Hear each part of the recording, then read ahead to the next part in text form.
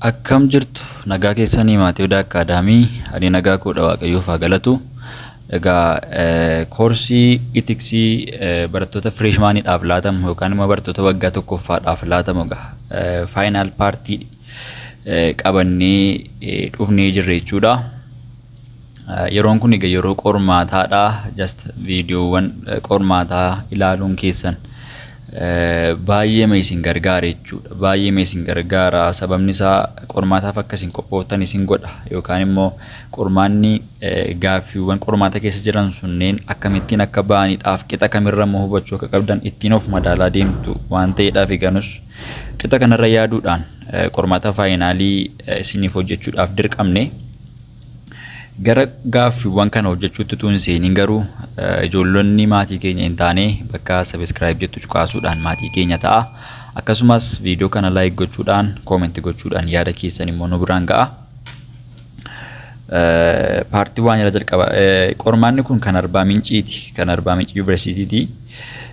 Paartiin jalqabaa egaa yeroo hundumaa akkuma isin miid egzaamii irratti ilaaltan yeroo baay'ee true or falseedhaan jalqaba. Yeroo baay'ee keessumaa tarii dipaartimentii yeroo join gootan yeroo baay'ee dhugaa yookaan soba jedhii deebisachuun hafuu danda'a. Keessumaa gara injiinaringii deemtu yoo ta'e gaaffiin sadan arfan tokko isiniif kennaman yeroo isaan ittiin isin madaalan jiraachuu danda'a. Koorsiiwwan tokko tokko keessatti immoo koodii barreessiin jiraachuu danda'a. Jastu kun egaa fireeshmaan yookaan waggaa tokkoffaarradha waan ta'eedhaaf yeroo baay'ee gaaffiiwwan bifa salphaa ta'e bifa isin hubachuu dandeessaniin isiniif ba'a jechuudha. Isiniif ba'a jechuudha. Gaaffiiwwan ulfaatoo akka isaan hin taane jalqaba amanuu danda'utu isinirra jiraata. Kun egaa out of 10dha yookaan immoo qabxii 10dha kan inni baatu. Gaaffii tokkoffaa akka kanadha. Ethics is concerned with building up a coherent set of principles by which people ought to life. Kun maayinni etiksiin egaa naamusadha mitiire. Naamusni ulaagaalee wal faana adeeman kan namoonni ittiin jiraachuu qaban ijaaruu irratti xiyyeeffata. Kan namoonni ittiin jiraachuu qaban ijaaruu irratti yookaan build gochuu irratti xiyyeeffata. Deebiin kanaa maal ta'a? Deebiin kanaa maal ta'a?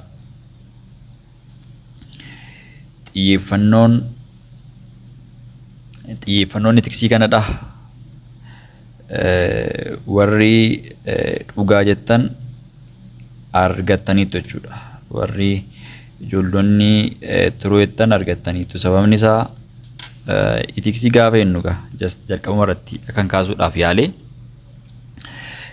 Naamusni yookaan immoo etiksi kan jennu barumsawwan amala gaarii fi badaa addaan baasan akkasumas egaa fakkeenyaaf amma namni tokko hawaasa keessatti akkamitti jiraachuu akka qabu seerotaa fi qajeelfamoota addeessan ni dhiyeessa jechuudha. Kanaaf iyyuu kana biildi gochuu keessatti ga'eensaa olaanaa waan ta'eedhaaf dhugaa yoo jettan argattaniitu jechuudha. Gaaffii lammaffaan akka kanadha. Gaaffii lammaffaan in the establishment of state, there are fixed criteria concerning the size of territory and the number of populations. Kun immoo maayinni hundeeffama mootummaa yookaan immoo hundeeffama isteetii keessatti bal'ina lafaa yookaan immoo territory kan jennu bal'ina lafaati miti ji'oogiraafii keessatti akkuma barattan bal'ina lafaa fi baay'insa yookaan immoo baay'ina uummataa ilaalchisee ulaagaaleen murtaa'oon hin jijjiiramne ni jiruudha. Ulaagaaleen murtaa'oon hin jijjiiramne ni jiru. Maal ilaalchisee hundeeffama mootummaa yookaan isteetii keessatti bal'ina lafaa yookaan teeritoriidhaa fi baay'ina uummataa ilaalchisee ulaagaaleen murtaa'oonii fi kan hin jijjiiramne ni jiraatuudha. Dhugaadha mitiiree kun mee warri dhugaa jettan sobadha jechuudha. Sobadha lammaffaa foolsi yoo jettan argattaniitu. Sababni isaa mootummaan tokko uummataa fi daangaa lafaa qabaachuu qaba. Kun beekamaadha. Baay'ina uummataa qabaachuu qaba, daangaa qabaachuu qaba yookaan teeritarii mataasaa qabaachuu qaba. Garuu immoo baay'inni uummataa fi bal'inni lafaa sun hammam ta'uu akka qabu seeraan dhaabbata addunyaa mara irratti hojjetu hin qabu jechuudha. Fakkeenyaaf amma biyyi akka Chaayinaa fi Vaatikaan lamaan ittuu mootummaadha garuu bal'inaa fi uummataan baay'ee wal caalu jechuudha. Baay'ee wal caalu. Kana jechuun biyyi tokko mootummaa ta'uudhaaf teeritarii amma kana qabaachuu qaba. Baay'ina uummataa amma kana qabaachuu qaba. Hundumtuu wal qixa qabaachuu qaba jechuun dandeenya jechuudha. So Chaayinaan fakkeenyaaf amma Veetinaam wajjiniin baay'ina lafaatiin haa ta'u, bal'ina lafaatiin haa ta'u, baay'ina uummataatiin wal caalu garaagarummaa qabu waan ta'eedhaaf inni kun hojiirra hin oolu jechuudha. Gaaffii baay'ee salphaadha. Garuu akkamitti akkasiin hubattanidha gaaffii sana. Ammam gaaffii sana hubadheera jedhu of madaaluu qabdu jechuudha. Yeroo baay'ee gaaffiitu hin hubatiin namni tokko tuma itti haasoftan iyyuu wanta isin hin jenne wanta isin jettan utuu hin hubatiin deebisiniif deebisa. Qormaata irratti akka kana taatu yoo ta'e baay'ee rakkisaadha. Maal jedha? Persentiin olaanu qormaata keessatti wanta gaaffiin sun jedhu adda baafachuudha waan ta'eedhaaf. Sadaffaarra kan jiru formaatist state is an instrument through which the economically dominant class repress and subsidize other classes. Kun immoo maanni akkuma barachaa turtanii akka ilaalcha maarkistiitti akka ilaalcha warra maarkizimii kanaatti mootummaan jechuudha. Mootummaan meeshaa murna diinagdeedhaan gararraa yookaan immoo doominaanti ta'an ittiin murnoota biroo cunqursanii fi harka jala galfatanidha. Akka yaada warra maarkistii kanaatti akkamitti barattanis wanti kun dhugaadha moo soba? Tiruu yoo jettan argattaniitu jechuudha. Akka yaada warra kanaatti warra yaada maarkistiitti gaha.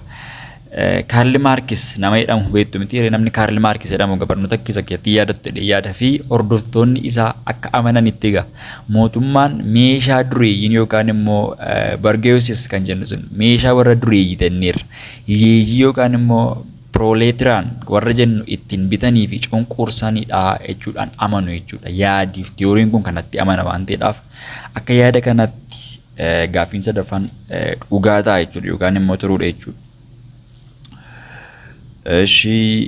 Gaaffii afuraffaan akka kanadha. Gaaffii afuraffaan as compared to other taxes understanding the resolving ethical problem is easy and clear. Kun gaaffii baay'ee salphaa fi ifaa ta'edha. Hojiiwwan biroo wajjin yoo dorgomsiifamudha. Hojiiwwan biroo wajjin compare gaafa godhamu yookaan gaafa dorgomsiifamu rakkooleen naamusaa yookaan immoo ethical problems kan jennu hubachuu fi furuun salphaa fi ifaadha.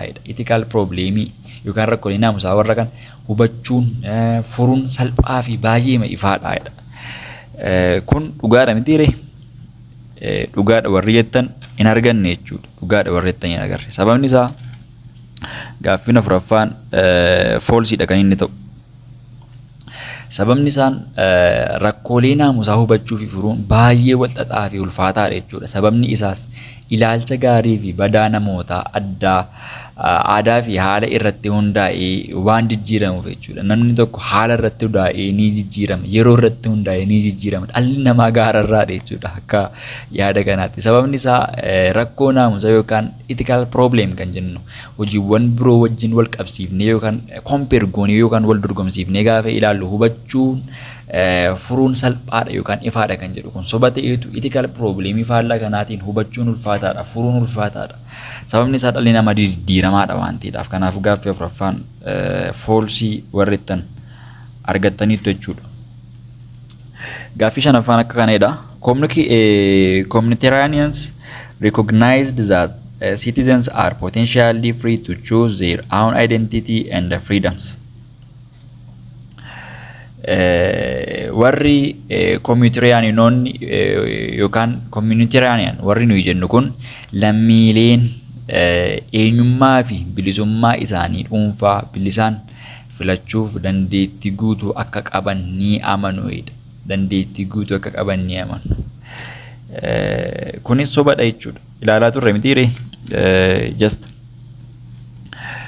sobadha jechuudha. Sobadha foolsii wettan argattaniitu. Sababni isaa ilaalchi kun kan liberaatota warra liberaalizimii jechuudha. Ilaalchi ni amma armaan olitti gaafne kun kan warra liberaalistotaati. Ilaalcha akkamii?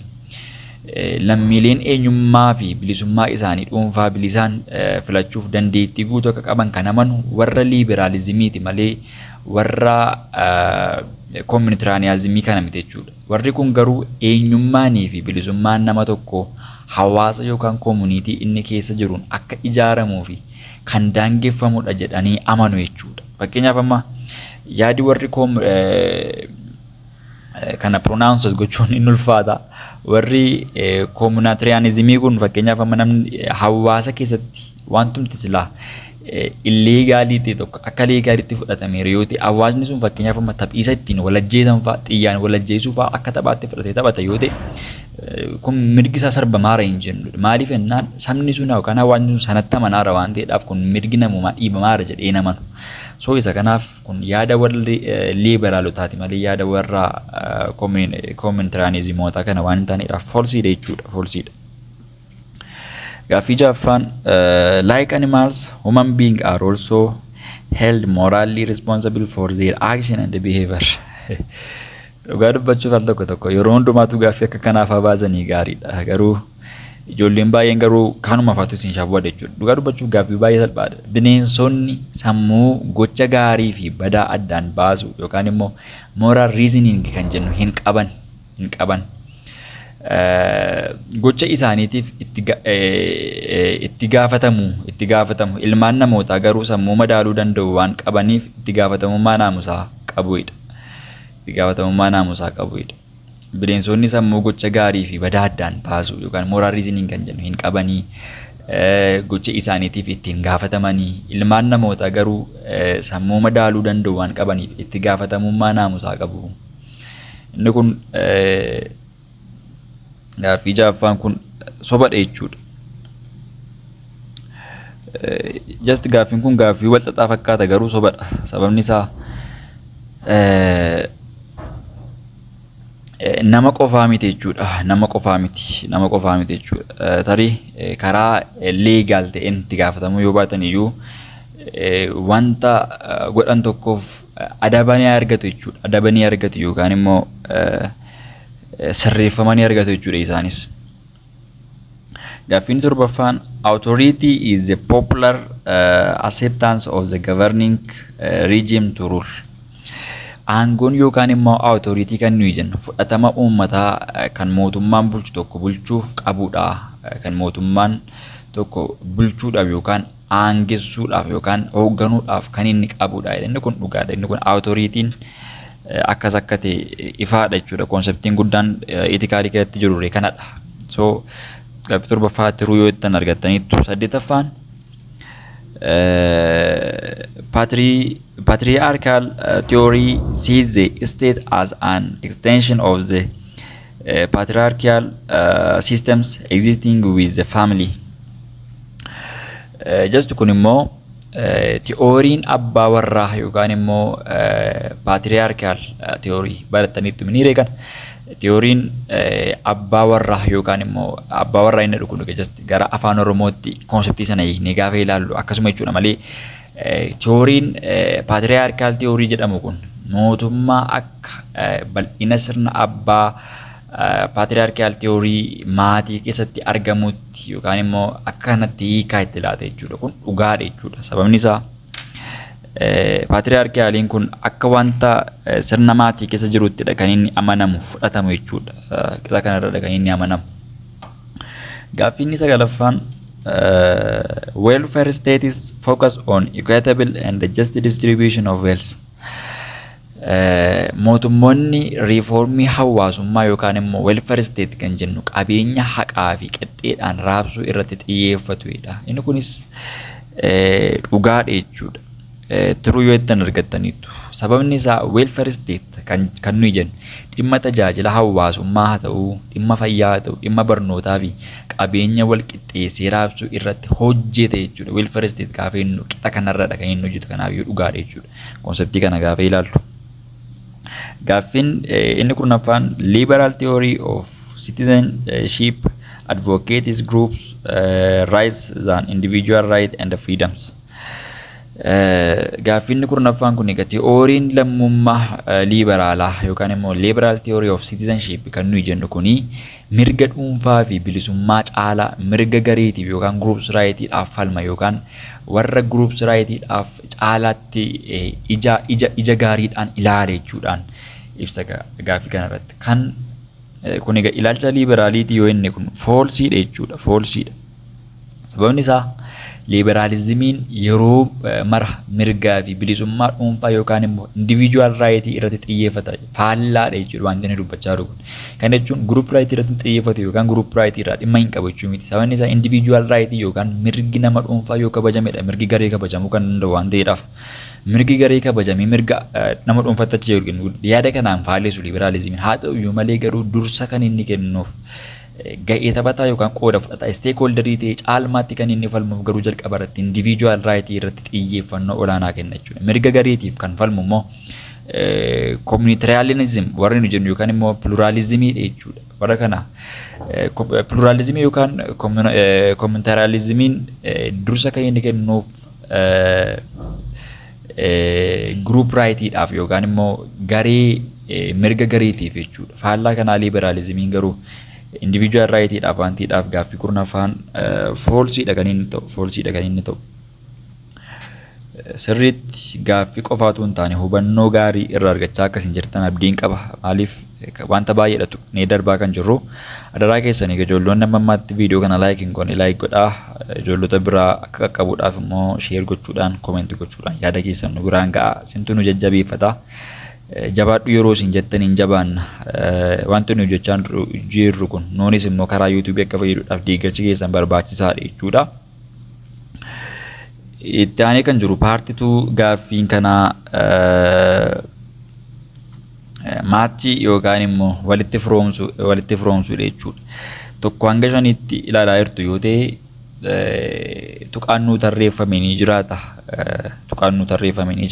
Qabxii 5 keessaadha. Aadhaa hanga eettis kan nu tarreeffaman ni jiraatu. Isaan kana walitti firoomsaa deemne jechuudha.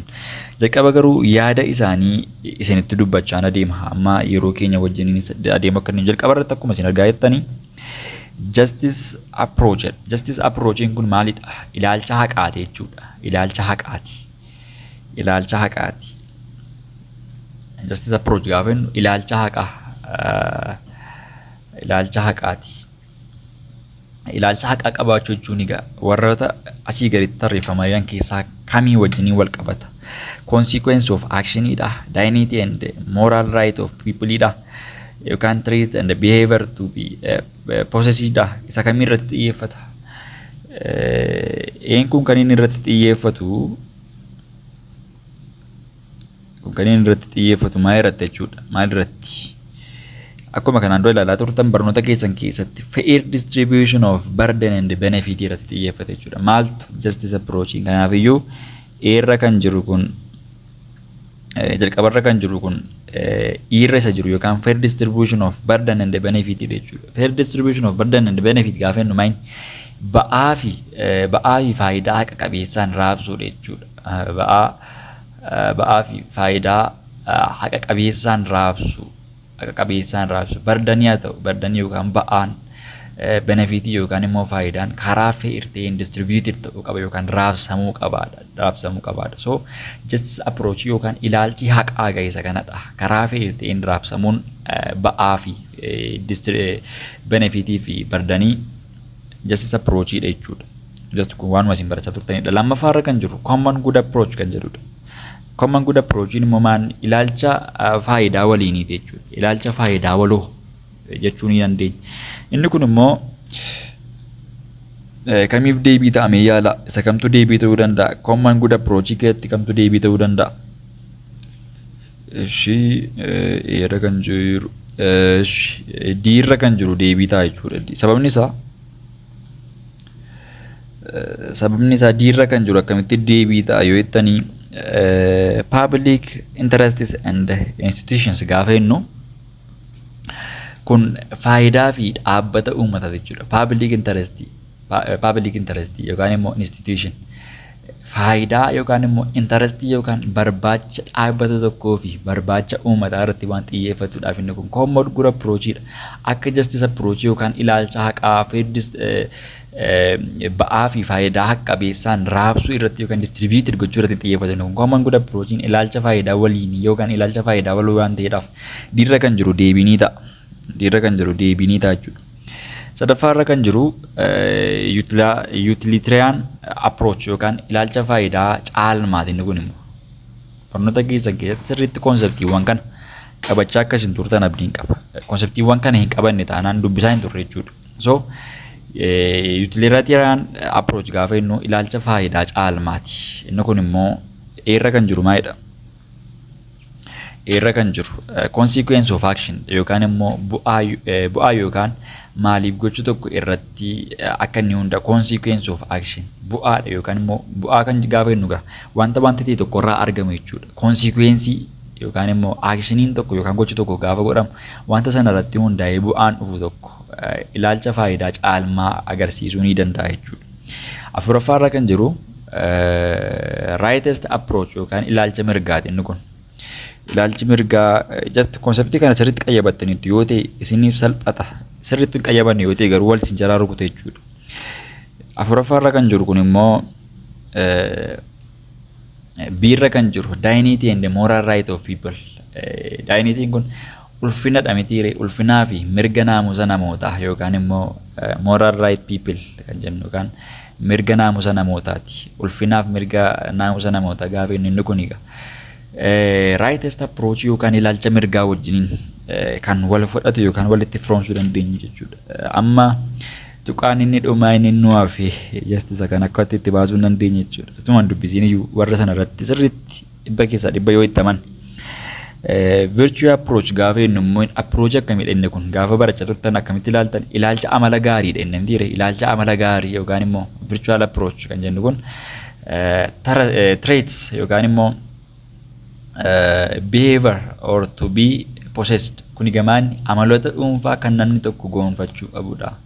Namni tokko amaloota akkasii qabachuu qaba to be have yookaan immoo possessed kan jennu. Traits namoonni tokko amaloota akkasii kana tu qabaatan inni wanti nu yaawinu suni virtue approach yookaan ilaalcha amala gaariiti jechuudha. Ilaalcha amala gaariiti. Fromsiin egaa kana fakkaata.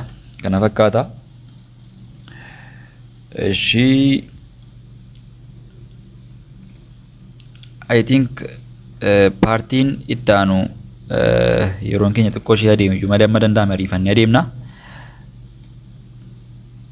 Paartiin itti aanu baay'ee mabroodii yookaan poointii 27 kan baatudha jechuudha inni kun. Gaaffiin itti aanu akka kanadha. Which theory of ethics takes duty as the basis of morality? Theorii naamusaa isa kamtu dirqama yookaan immoo duty akka bu'uura amala gaariitti fudhata. Theorii isa kamtu dirqama yookaan duty kan jennu kana bu'uura amala gaarii ta'ee kan fudhatu isa kamidha. A. Ethical utilitarianism, B. Ethical egoist, D. Ethical altruism, E. None of the above. Sirra kan jedhu immoo divine command theory dha. Divine command theory dha. Isa kamidha? Theoryiwwan amma qaadhoofne keessaa kan dirqama akka bu'uura amala gaariitti ta'e godhu yookaan fudhatu itti amanu bi'uu isaa kan ta'e isa kamidha? Isa kamidha? Eedha moo biidha?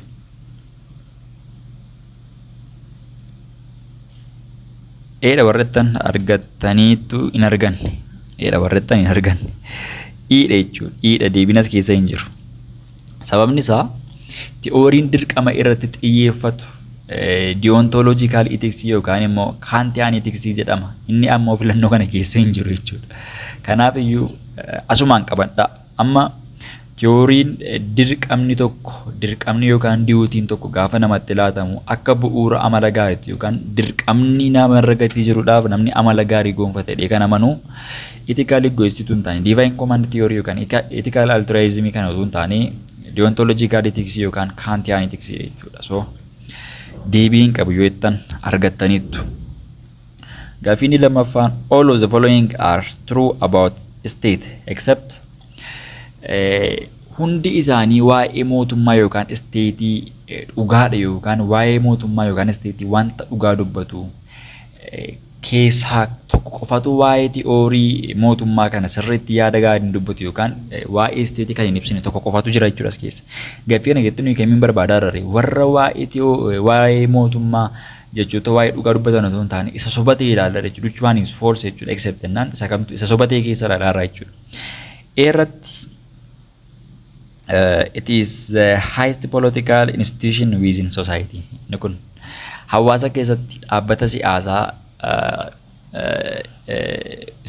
isa guddaadha yookaan immoo institutionii isa guddaadha. Biirra kan jiru domestically there is no supreme institutions other than state. Biyya keessatti dhaabbanni mootummaa ol ta'e hin jiru. Dhaabbanni mootummaa biraan dhaabbata mootummaa irra hin caalu jechuudha. Sirra kan jiru it is monopoly of power to exercise coercive authority within its territory. Daangaa isaa keessatti aangoo dirqamsiisuu fayyadamuu irratti monopoolii qaba. Monopooliin kun aangoo mootummaan ta'uu qabudha. Mitiire monopoolii kan jennu authority mootummaan qabudha. Daangaa isaa keessatti aangoo dirqamsiisuu fayyadamuu irratti dirqaman waan ta'e tokko hojjechiisuudhaaf mirga qabaa yookaan monopoolii qabaadha. Diirra kan jiru immoo as compared to government state has temporary existence. Mootummaan yoo bulchiinsa yookaan immoo governmentii wajjin dorgomsiifamu umurii gabaabaa yookaan immoo temporary qabaadha. Irra kan jiru nanaaf abbaa fedha. As keessaa waa'ee mootummaa dhugaa kan dubbatu hunda isaanii ta'ee keessaa kan soba dubbatu isa kamidha. Diirra kan jiru sun sobadha jechuudha. Sababni isaa as compared to government baay'ee state governmentiin garaagaradha. Mootummaadhaa fi bulchiinsi garaagaradha. Yeroo baay'ee bulchiinsa mootummaa yookaan state government adda baafnee hin beeknu. Mootummaan yoo bulchiinsa yookaan immoo governmentii wajjiniin wal dorgomsiifnee ilaallu umurii gabaabaa yookaan temporary qabadha. Maaltu isteetiitu governmentii caalaa temporary umurii ta'e qabaadha. Kun immoo sobadha jechuudha. Sababni isaa mootummaan yookaan immoo isteetiin dhaabbata yeroo mara dhaabbataa ta'edha yookaan immoo permanentidha malee temporary miti jechuudha. Dhaabbata permanent ta'edha. Eenyutu isteetiin.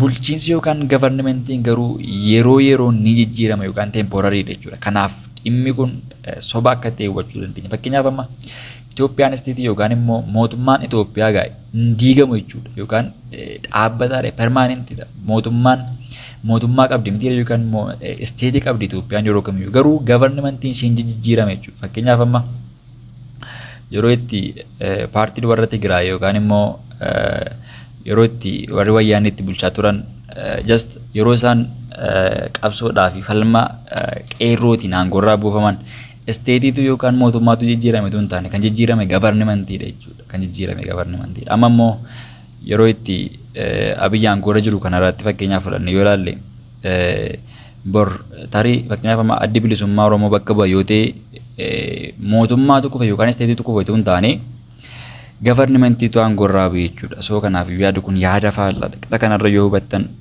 gaariidha jechuudha. Sadaffaarra kan jiru which element of state describes the supremacy and unlimited power of state? Unlimited power of state. Elementii mootummaa keessaa isa kamtu olaantummaa fi daanga maleessummaa aangoo mootummaa ibsa. Isa kamtu elementii mootummaa keessaa daanga maleessummaa aangoo mootummaa kan ibsu isa kamidha. Irra kan jiru kun territoryidha. Territory gaafa jennu maal jechuudha? Daangaa lafaateedha. Biirra kan jiru immoo sovereignty kan jennu immoo abbaa olaantummaa aangoo yookaan immoo abbaa hir'ummaati. Sovereignty olaantummaa akka inni qabu abbaa hirree yookaan immoo aangoo qabeessa akka inni ta'e kan jennu. Seera population yookaan immoo uummatadha. Government yookaan bulchiinsa kan jennu. State miti jechuudha. Governmentiin state miti. Irra kan jiru recognition yookaan immoo beekamti recognized ta'u. So kanneen kana keessaa elementii mootummaa ta'e olaantummaa fi daanga maleessummaa aangoo mootummaa kan ibsu. Mootummaan aangoo daanga maleessa ta'e yookaan immoo aangoon isarra hin jirre qaba gaafa inni konseptii kana kan ibsu. Olaantummaa aangoo inni qabuuf sovereigntyidha jechuudha. So B yoo jettan argattaniitu jechuudha. I think gaaffiiwwan afan yeroo biraa yoo walitti deebinee ibsaa deemne gaariidha. Gaaffiiwwan kun gaaffiiwwan qormaata keessaniif isin qopheessuu danda'anidha. Xiqqoo ishee ibsa wajjin waan ta'eedhaaf yeroo hin fudhate jechuudha. Kanaafiyyuu paartii lammaffaadhaan deebinee walagarraa hagasitti nagaan Waaqayyoo isin faana haa ta'u.